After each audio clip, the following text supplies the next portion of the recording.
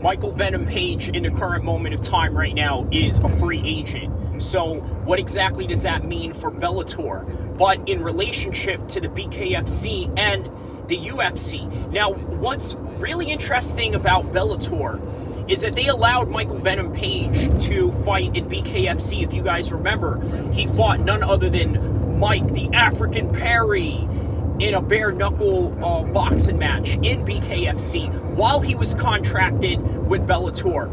And while in the midst of his Bellator career as an early undefeated prospect, he also went out to box for David Hayes' promotion out in the UK. Now, in this particular weekend coming up, Michael Venom Page is set to attend the UFC London card, which, by the way, is really lackluster in a lot of people's minds right now because the ticket prices are high and it doesn't justify the type of names that they have going on in this particular card. For example, you have Tom Aspinall, who is coming off of a loss, but you have Sergey Spivak, who is a really unknown heavyweight prospect coming up.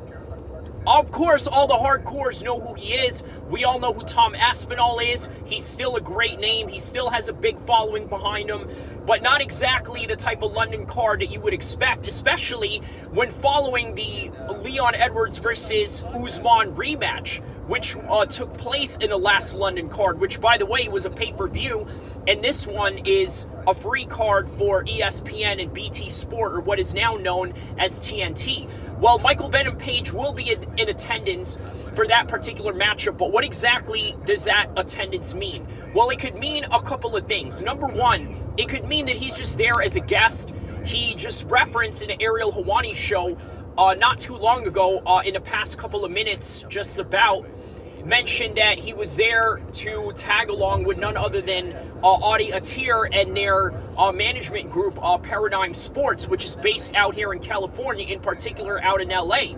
So he's going to tag along with a few of the guys that are in that particular camp of Paradigm Sports, or he's going to go there as a particular employee, a hopeful of some sort, maybe as some sort of a job interview, if Dana White is even going to attend in this card. Now, if you want to talk about lackluster, if Dana White's not going to attend this card, obviously you see why a lot of people are getting mad at the fact that, for one, London's rent in the current housing crisis at the time is really high.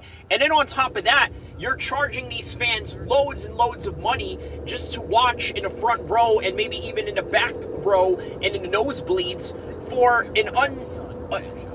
you can't justify it. You can't justify this type of card. But nonetheless, it's still a UFC card. It's still a great card. And if you are a hardcore fan, you're going to watch it.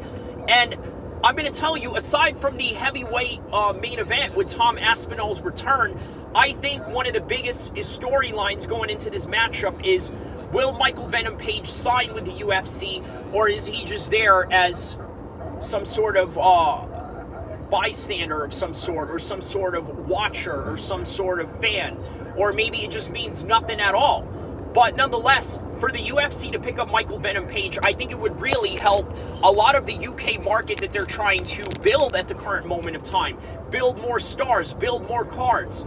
But more than likely, let's say in a hypothetical sense that Michael Venom Page gets signed to the UFC, what kind of first fight are they going to look at with him? Maybe somebody like Ian Gary, maybe Daniel Rodriguez, maybe somebody like, Shavkat Rakhmonov if he moves up in the upper echelons of the top 15 and into the top 10.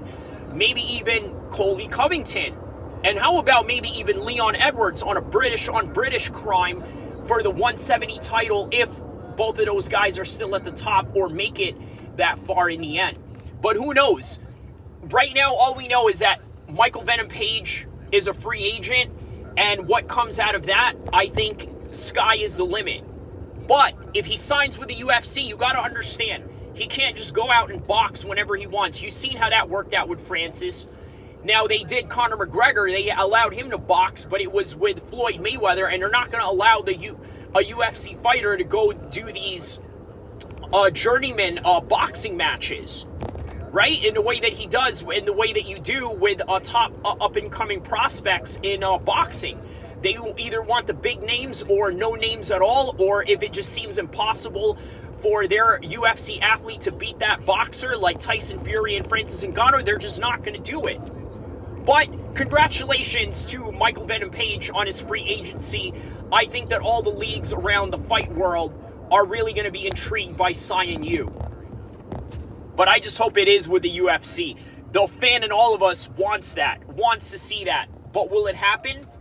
Who knows? It's the theater of the unknown inside the cage and inside the ring, and it's also the theater of the unknown outside of competition. So sky's the limit from here.